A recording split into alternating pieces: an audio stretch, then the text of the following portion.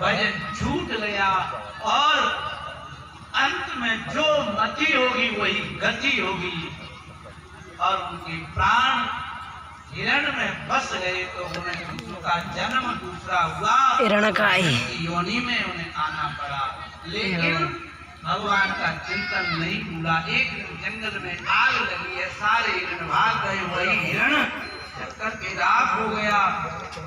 और तीसरा जन्म हुआ तो एक पंडित जी के यहाँ इनका जन्म हुआ। तो जैसे ही जन्म हुआ, नामकरण हुआ, पिताजी ने इनका नाम भरत रखा और उन्हीं के नाम से इस देश का नाम भारतवर्ष जाना जाता है।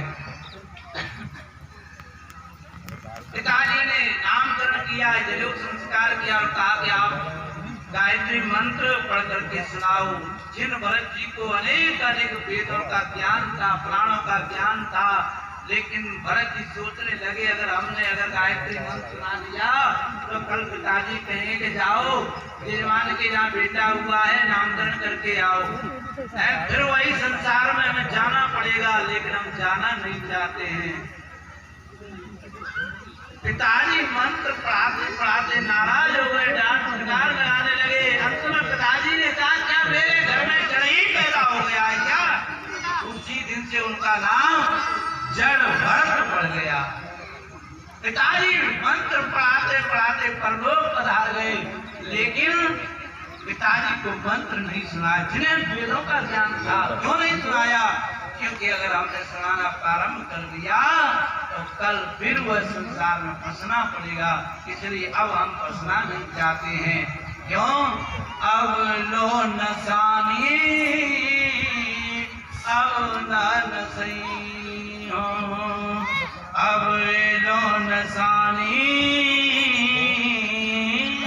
अब न सही हो। भरत जी ने कहा कि अब हमसे गलती हो गई, अब हम दोबारा गलती नहीं करेंगे, हम अब ऐसा अपराध नहीं करेंगे। अब हम अपनी अयोग्यता को छोड़ करके अपने जीवन में गुणहीन बन करके साधना करेंगे। क्यों? क्योंकि अब हम प्रभु के चरणों को छोड़ करके अब किसी का चिंतन नहीं करेंगे। गोस्वामी जी तुलसीदास जी कह रहे हैं विनय पत्रिका में, भरत जी का जब भरत जी का ऐसा भाव बन गया और कहने लगे जाऊं कहाँ तेरे चरण तुम्हारे, जाऊं कहाँ तेरे चरण तुम्हारे, तुम्हारे चरणों को छोड़ करके मैं कहाँ जाऊँ? मैं संसार में फंसना नहीं चाहता हूँ। क्यों?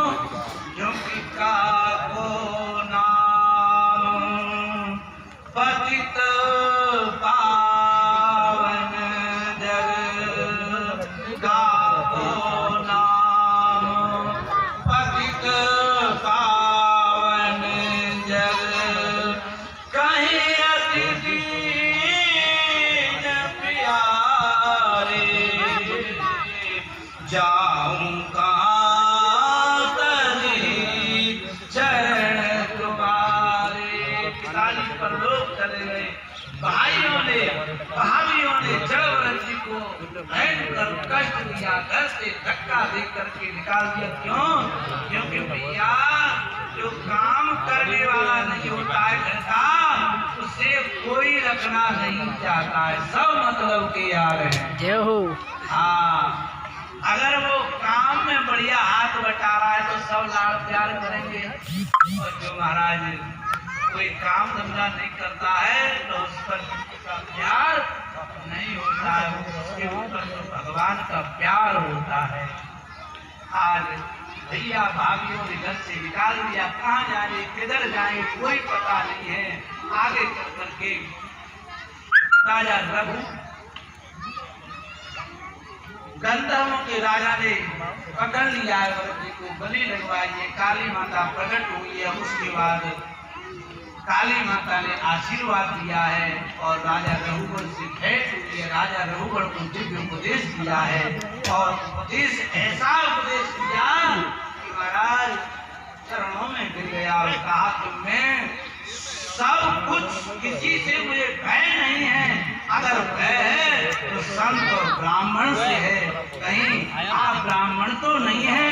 क्यों? क्योंकि आपके शरीर पर यज्ञोपवीत की धारा दिखाई दे रही है, इसलिए मैं ब्राह्मणों से क्षमा याचना मांगता हूँ। आज जड़ दिव्य उपदेश दिया है, चरणों में गिर पड़ी और कहा अगर आप ज्ञान प्राप्त करना चाहते हो तो किसी संत की शरण में जाओ। ऐसा दिव्य ज्ञान उपदेश देने के बाद आगे चलकर के गोकुल खगोल का वर्णन किया है, नरकों का वर्णन किया है। नरकों का वर्णन करते करते परीक्षित जी बड़े दुखी हो गए। महाराज हम नरक की कथा नहीं सुनना चाहते। क्यों? क्योंकि महाराज हम तो भयभीत हो रहे हैं।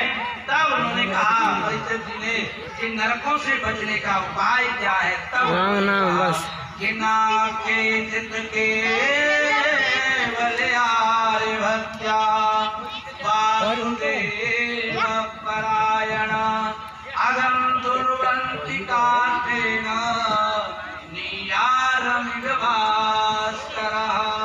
जैसे सूर्य उदय होता है तो अंधकार का पता नहीं लगता है, उसी प्रकार से जुआ पर बोले संकेत, जब अगर संकेत में ही भगवान का नाम निकल जाता है तो उसके सारे पाप कट जाते हैं, छूट जाते हैं। ये आप भगवान का चिंतन करो तो ऐसा कोई प्रमाण है